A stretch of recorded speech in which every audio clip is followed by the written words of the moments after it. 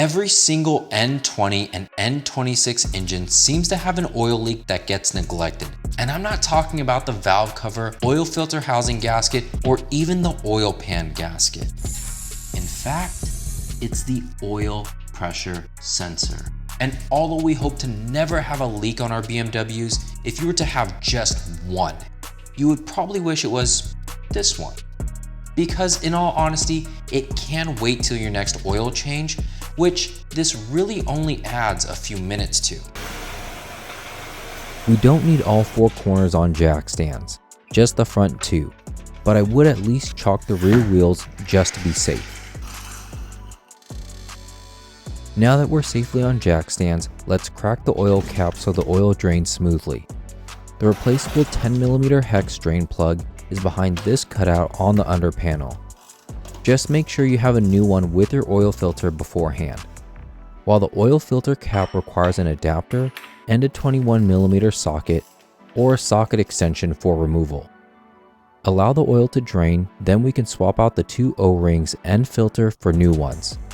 If you want, this is also a great opportunity to upgrade the oil filter cap so you don't need the adapter in the future. Just push the inner cap to one side to disengage the locking tabs, then line up the cage to the tabs of the new cap and press it in. Everything else is the same. Press in the new filter until you hear it lock in, then lubricate each O-ring with fresh oil before putting them at the tip of the cage and oil filter cap respectively. And just like the OEM cap, this one gets 25 Newton meters, but now you only need a 19mm socket. Underneath we can place on the new oil drain plug that gets 7 Newton meters. Now let's replace that leaky sensor. Start by disconnecting the map sensor and connection above the throttle body. If you have an aftermarket charge pipe, only the top section needs to be removed. Otherwise you'll have to unhook both ends of the charge pipe so you can remove the whole thing. Automatic transmissions will also have a vacuum line on the backside that needs to be disconnected. Next is the throttle body that is held in by four 10mm. If you want, you can disconnect the vacuum line and plug, but this is more than enough space and it's not going to be hanging here long. As in, we're already past the halfway point of this video.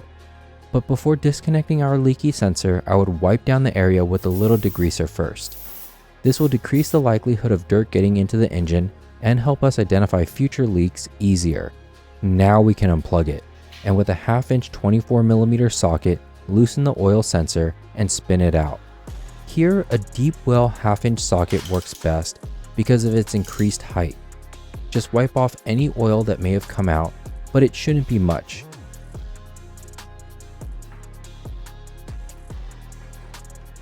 Looking at the old and new parts, you can see how flattened out the old O-ring is, and the plastic from the sensor seemed to absorb some of the oil that leaked out.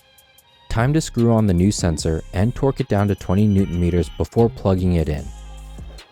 As for the throttle body, ensure its gasket is fully seated before aligning the whole part by its alignment pin, then screwing it in. If your car turns over with a rough idle before shutting off after this install, it's probably because this gasket came off or wasn't fully seated in its groove. The four 10mm don't have a torque spec, so I just went a quarter turn after my ratchet bottomed out. Plug back in the above connection, then reconnect your charge pipe followed by the map sensor.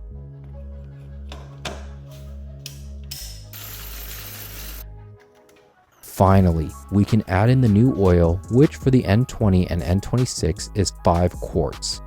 Here I'm using 5W30, but always refer to your owner's manual and use oil that meets BMW LL01 standards. With that done, we can reset the oil light. From inside, put the car in accessory mode, then hold down the trip meter.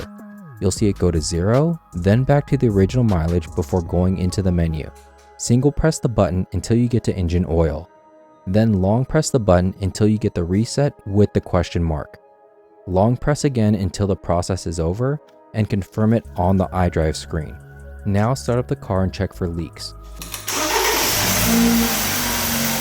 But this is a slow leak, so keep an eye on it for the next week or so, as well as the oil cap and filter housing gaskets, which you can check out in this video or the full charge pipe video here. and I'll see you in that one.